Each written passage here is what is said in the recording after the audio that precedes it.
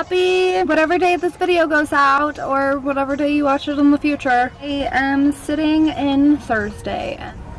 So, I mean, if it's Thursday for you, happy Thursday. So today, I just want to talk about my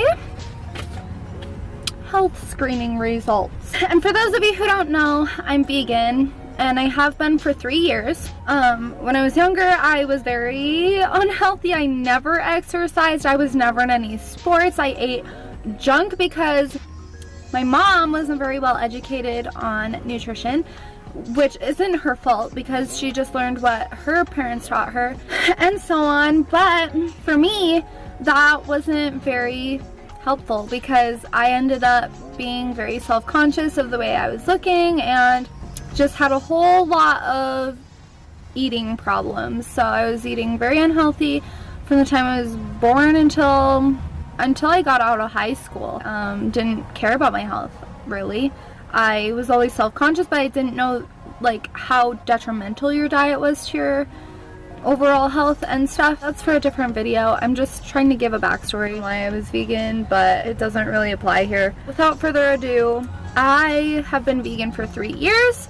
Went vegan for health reasons. I'm not a junk food vegan. I eat a lot, mostly whole foods, a lot of raw foods, a lot of green, just plants and stuff. And I try to stay away from processed and high-fat foods. I work at Whole Foods. I think it's every year, every 2 years, they have a health screening. You pay to get they just check your weight, your waist circumference, so how big your waist is, and take your blood. That's all they do, and I had to pay for that. But if you fall within a healthy range of all these different categories, depending on how many you score good in, you can get a higher discount at Whole Foods for employees. I was like, heck yeah, I'm a healthy little girl, so I'm gonna go take this test.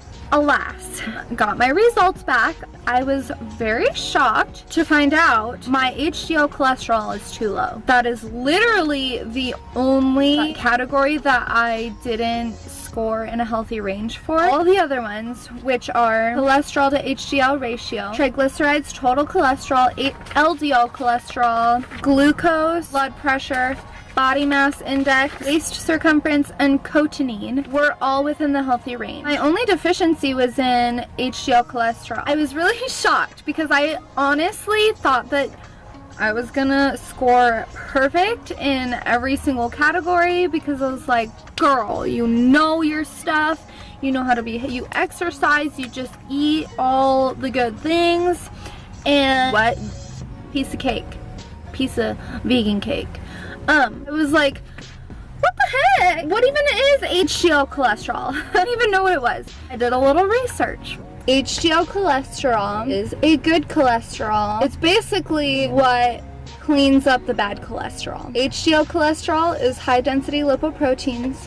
Those clean up the low density lipoproteins, which are the LDL cholesterol, which are the bad cholesterol. And I was like, what the heck? I eat everything that I'm supposed to eat. I exercise and everything. So weird to me. And it dawned on me, I literally don't eat bad cholesterol. Zero bad cholesterol in my diet because the only source of LDL cholesterol is animal products, animal foods, animal meats, fats, animals. I eat zero, okay? It makes sense that I would have a lower HDL cholesterol level because I don't have as much bad cholesterol to clean up. The body doesn't have to make as much. Does this make sense? That's the conclusion that I came to. But I still want to be in the healthy range, so I'm not just gonna write it off and say, oh, it's okay, I'm vegan, so I don't need HDL cholesterol. I have researched a little, found some good sources of HDL cholesterol that I'm gonna start incorporating into my diet, because lately I literally have been eating zero beans and legumes, and that is a good source of HDL cholesterol. But canned beans have half the folate, which is, it's pretty much just a B vitamin that is healthy for your heart. Canned beans have half the folate of cooked dry beans. I want to start getting dry beans from like bulk sections and then soaking them and then cooking them. We just gotta get her for folate. So, you got your folate in today? You deficient in folate? It's okay. It's because you ate canned beans. What? Cooked dry beans. One thing that I'm gonna start doing. Some other good sources of HDL cholesterol are whole grains that aren't white rice, because that is not a whole grain. Whole grain is brown rice or quinoa, barley, I think. So any of the grains that haven't been processed to be white. That's a whole different video, but it increases your chance of insulin unbalance. Don't do that. High fiber fruit. Apparently fiber has something to do with it because all of these options have included fiber. Sure, you eat food with fiber because it is literally what modulates your absorption of food. You are absorbing food at too slow of a pace or too high of a pace. Usually it's too high of absorption rate leads to problems. Body reacts to this food in ways that is unnatural because it's trying to balance it out and stuff. An unbalanced food, it's not in its whole state, so it's not balanced. Eating fibrous foods helps regularity throughout your whole body. Flax. So I watched a video that Dr. Greger did a while ago talking about flax and omega-3s and omega-6s, and I was like, holy heck, I need to get flax. Pretty sure he said that Gandhi, some well-renowned leader stated that flax was the ultimate, I don't even remember.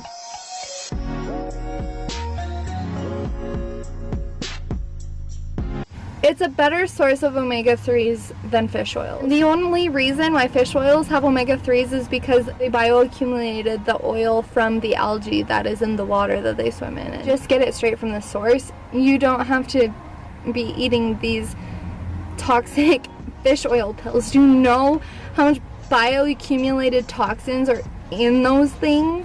Nuts! They have plant sterols that block the absorption of cholesterol, assuming that they block the absorption of LDL cholesterol, which makes that ratio better. I mean, if you have lower LDL cholesterol, you don't need as much HDL, which is why I'm okay with myself right now. Chia seeds, avocado, which also has folates, just a healthy monounsaturated fat, and then soy protein. So those are all the good sources of the HDL cholesterol. So if you have either low HDL cholesterol and you want to raise it, just incorporate more of those foods into your diet. And also, if you have high LDL cholesterol, eating those foods help to lower that. It says here about HDL cholesterol. High-density lipoprotein cholesterol is commonly called good cholesterol. Unlike other cholesterol levels, the HDL cholesterol test result is best if it's high. Elevated HDL cholesterol is associated with decreased risk of heart disease. A low level of HDL cholesterol can be associated with increased risk for heart disease, which is very confusing because literally right above it, this result is associated with the lowest risk of coronary heart disease, and I'm in the healthy range, and then right below it, your result is associated with high risk of coronary heart disease. I don't understand. I think it's just because they didn't take into account that I'm vegan. I am going to put these pages up a picture on the screen right here and show you all of my ranges and the ideal ranges and then what my range was. For cholesterol and HDL ratio, it's supposed to be less than 5 and mine was 3. HDL cholesterol, it's supposed to be above 50, well, above or equal to 50, and mine was 49. I was 1 point below the healthy range. Otherwise, I would have been perfect on all of them. And then my triglycerides was supposed to be less than 150, and mine was 61. My total cholesterol was supposed to be between 125 and 199, and mine was 149. LDL, mine was supposed to be less than 130, and mine was 85. Glucose was supposed to be between 65 and 99, and mine was 82. Blood pressure was supposed to be less than 120 over 180, and mine was 112 over 72. My body mass index was supposed to be between 18.5 and 24.9, and mine was 21.6. My waist circumference was supposed to be less than 35, and it was 30. And my creatinine was supposed to be negative, and it was.